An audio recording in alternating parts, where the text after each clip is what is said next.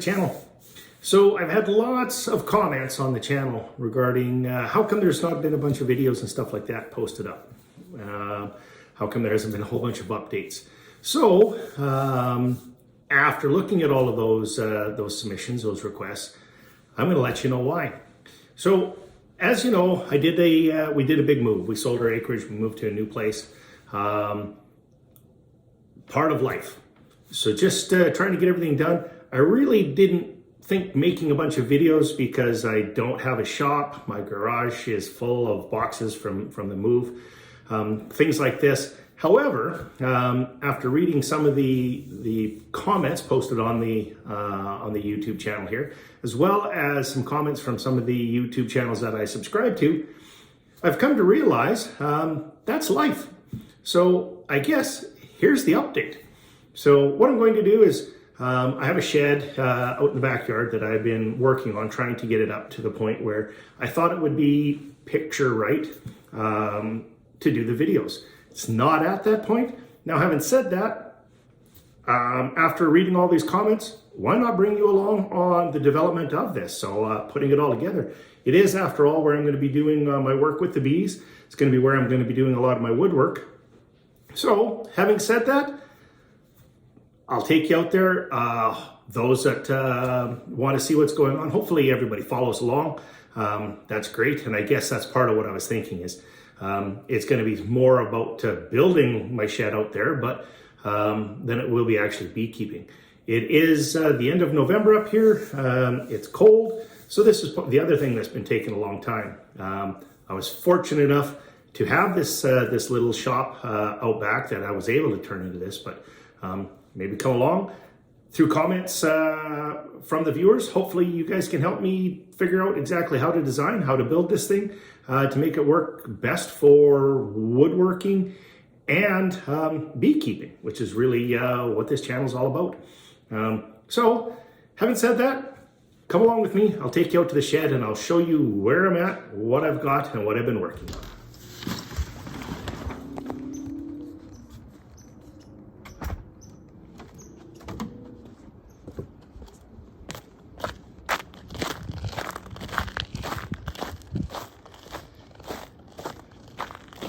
It's been rather a mild November here in Alberta. We've got some snow, but we don't have a whole bunch yet. But having said that, construction zone. Welcome to the new shed. Turn some lights on here.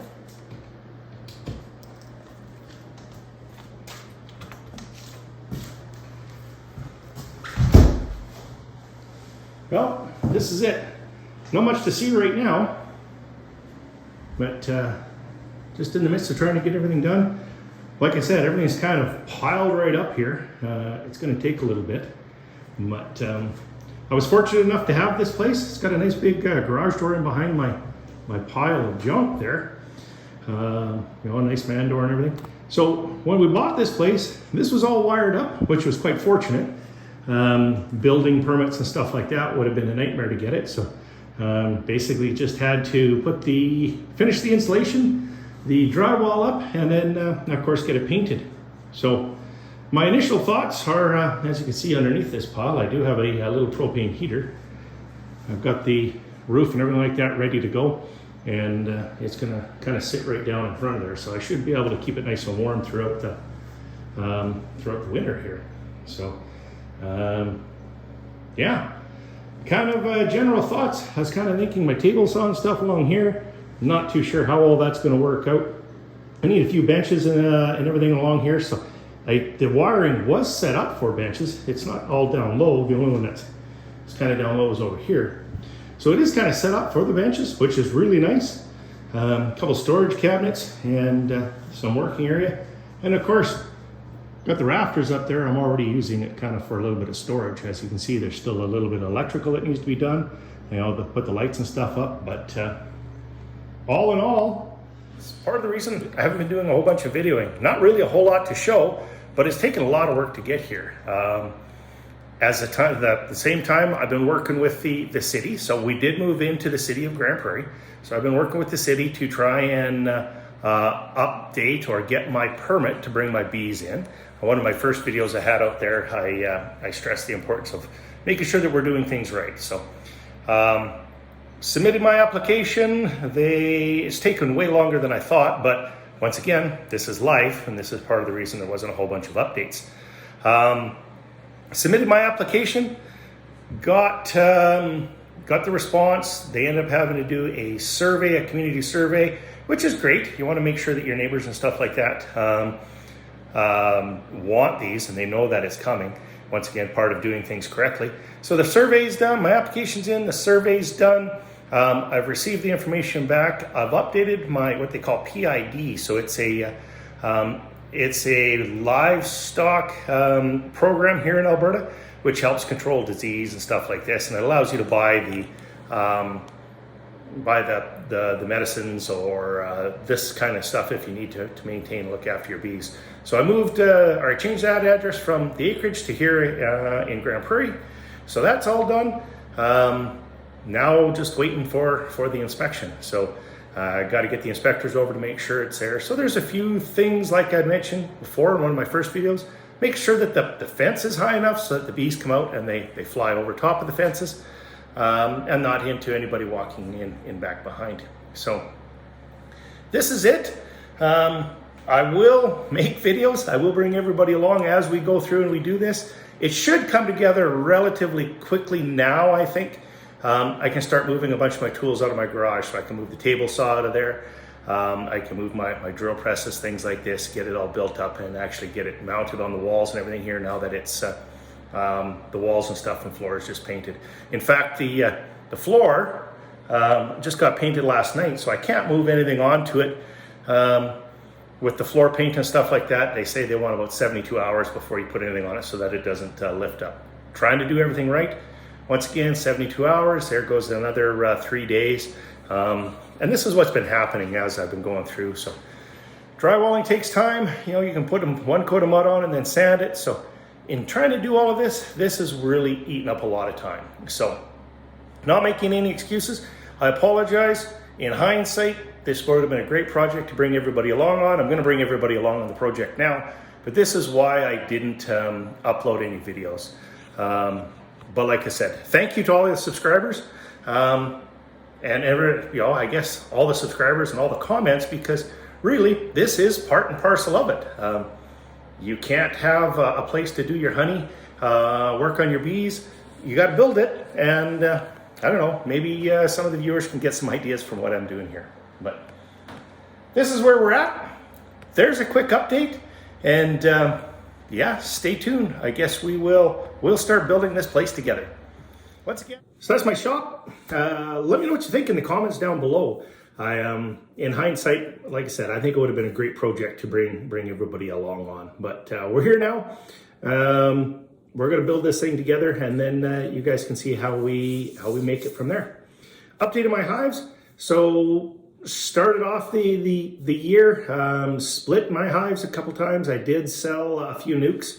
I've helped out a few fellow beekeepers here in town. That actually was very enjoyable and quite rewarding. So I had a few hives stolen. I did find those. I got the hive equipment back, unfortunately.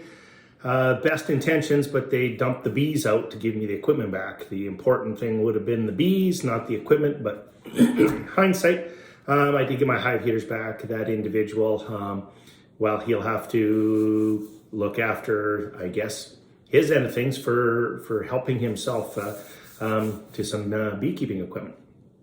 Honey-wise, like I say, extremely dry winter, or pardon me, dry summer up here. A lot of the farmers declared, the counties and stuff declared a state of disaster. A lot of the crops didn't take. There's not really even enough hay for a lot of the farmers, so they're dumping their cattle farms and stuff. It's been a really tough year up here for the farmers. As such, my honey crop, out of the dozen hives, they say normally 80 to 100 pounds of honey out of hive. I haven't got that yet. I know some of the beekeepers up here are doing even much more than that. So goes to show you I still have a little bit to learn. But I did fairly well. So out of a dozen hives, I ended up with almost about 700 pounds of honey. So that worked out not too bad. Some of the difference of the honey, like you can see the nice golden honey. So this is some of the honey and stuff that I got from the clover versus some of the hives that I put up in the canola fields. A little bit there, crystallizes a little bit quicker. Now this I whipped. So this is more of a creamed honey. So that worked out really well too, but I had so much I couldn't put it all in the jars. So I started 3 kilogram buckets. These actually went over very well. So just goes to show you, you start off in a backyard beekeeper. It actually did quite well for itself this year, even with me being as busy as it was. So I definitely did not be able to give them as much attention as I should have. I didn't have any swarms. I didn't lose any bees other than the ones that were dumped out or taken and then dumped out. It's unfortunate. This is where not everybody knows about the bees, you know. But there's an update on the honey end of things, an update on the hive end of things, and kind of where I'm at. So once again, follow along. I thank everybody for following along.